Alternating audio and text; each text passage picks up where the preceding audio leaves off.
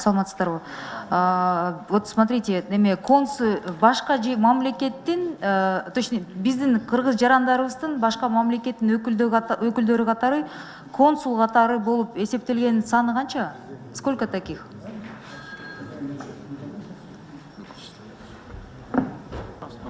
Лишний микрофонду өчүрүп коесуздар. Сизге так, сиз Кыргыз Республикасынын жараны, микрофон жакыныраак алсаңыз. Сиз Кыргыз Республиканын жараны, бирок чет элдик мамлекеттердин жанагы ардактуу консул болгон кишилерди сурап атабыз. Жалпы саны канча адам? 50-дөйбү аз. 100-дөйбү? Билбейсиздерби? 34. 34. Мындай суроода, ошентип расмий ошол статусу бар адамдар, бул жерден сиз НДСтен бошотуп атасыздар, туурабы? Возврат НДС болот да. У меня вот такой вопрос. А вот эти өзүнүн башка мамлекеттин, бизде мындай практикада чоң ишкерлер, ошол бир сырттагы бир мамлекеттин консулдары катары барып, шайлап алышабы, сүйлөшүп алышабы, жакшы жеке мамилелери барбы, ошентип шайланат. Анан бизге келгенде бул мыйзам деген алардын бизнесине иштейт экен да. То есть они получают себе такие вот льготы, привилегии для своего бизнеса, лично такого, это не для государственный жумуш эмес. Эгер ошол 34 адамдын баарын иштерин карап келсек, бунун жартысы чоң бизнестин жетекчилери. Анткени мен списокто алгам, мен билем да. Ошонун көпчүлүгү анда бул ушундай мыйзамга таянып, биздин кыргыз бизнесмендерге мындай эгер салыштырсак, абдан бирде жеңилдетилген условия түзүп алышат экен да. Ошого сиз МИД кандай карайсыздар? Туурабы, туура эмеспи? Бул жерде МИД мындай ошол тышкы иштер министрлигине тиешеси жок, дипломатияга тиешелиги жок. 90% бизнесмендер. И 90% ушундай мыйзамдар менен аркасында өзүнө привилегия түзүп алышат да. Ушуга МИД деген мындай көз карашы кандай? Бул туурабы? Эльвира Жылгарбековна, бул жерде толуктуу катары айтып кетиши керек. Биринчиден, тышкы иштер министрлиги бул инсандарды расмий түрдө мыйзам чегинде каттоо гана жүргүзөт, жана аларды дайындоодо. Жок, бирок деген сиз рекомендация бересиздер. Туура. Сиз рекомендация бересиздер. МИД деген нет, бул мындай тигиндей деген кат менен жооп бере алат. Мен билем, сиз буга тоскоол боло албайсыз. Бирок келе жаткан практикада, менин жеке байкоомдо, мен буну парламенттен да көтөргөм.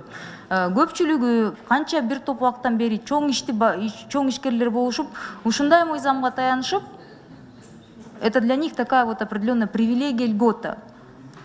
Понимаете? И мен ойлойм, бул жагын МИД деген суроону көзөмөлгө алыш керек. Это потому что бул биздин ишкерлерге недобросовестный конкурент болгон ситуация болуп калып атат да.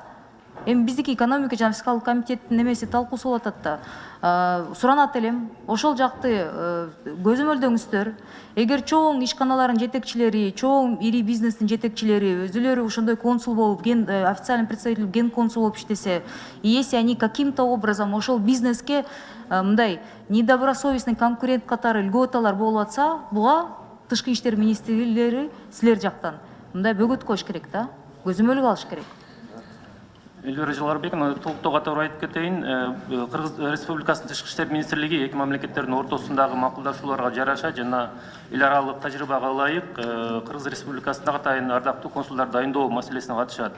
Ал эми жана сиз айтып аткан кошумча салыкка, нарк салыгынан бошотуу жагы башка иштери Кыргыз Республикасынын жооптуу министрлиги тарабынан жүргүзүлөт. Айта кетчү нерсе, ал ардактуу консулдар өздөрүнүн иш жүргүзгөндө, мисалы бирдеме сатып ала турган болсо, албетте ал расмий түрдө гана, өзүнүн расмий ишинде гана колдонуу үчүн сатып ала турган иштерге барат. Нет, сиз айтып атасыз, мыйзам боюнча ушундай болуш керек деп айтып атасыз. Мен сизди түшүнүп атам. Сизге жеке мындай мен айткан мындай сөзүмдүн мындай маңызы мындай да болот да. На практике, иш жүзүндө, бүгүнкү күндө чоң белгилүү эле адамдар, ишкерлер, ошондой ген консулдун статусун сатып алышат деп айта албайм, бирок сүйлөшүп алып атышат. И бунун аркасында ушундай льгота, привилегия менен колдонушат. И биздин кыргызстандык, биздин жарандарыбызга ошондой эле алар деле биздин жарандар. Бирок бул статус льготный, привилегированный өзгөчө бир мамиледе туруп алышып, бизнеске колдоо таап атышат да, жеңилдиктерди таап атышат. Мындай нерселер бүгүнкү күндө болбош керек. Буга чейин болуп кетсе дагы, мен ойлойм, мындан кийин тышкы иштер министрлиги, Министерство экономика министрлиги, сиздер дагы мындай көзөмөлгө салыңыздар. Бул маселе бар, жок деп сиз тана албайсыз. Анткени мисалдарды мен буну палатада көтөрүлгөндө, мен мурдакы министр менен деле, тышкы иштер министри менен деле сүйлөшкөндө мойнуна алган. Ооба, ушул ишкерлер кээ бирде это для них как дипломатический иммунитет катары колдонулат. Такой фактылар бар деп. Просто сураныч, чтобы они не были мындай ошондой дипломатиялык статусу жок жарандар бизнес кылганда, и ушундай статус менен мындай щит катары колдонуп алып, недобросовестный конкуренция болбосун да. Калган жөнөкөй биздин ишкерлерибизге. Ошол эле сураныч ошону көзөмөлгө алып караңыздар. Анткени мен бул маселени 2 жыл мурда көтөргөм, ошо запрос кылгам, списокто бүт чоң ири ишкерлер жүрөт. Жөнөкөй адам жок аякта. Ошон үчүн айтып атам да, ушул жагын көзөмөлгө алып караңыздар. Минэконом сизге да кайрылат элем. Азыр, тем более азыр коронавирус убагында, ушул кыйын убакытта деген бардыгы ачык, айкын и добросовестный конкуренция болуш керек. Рахмат.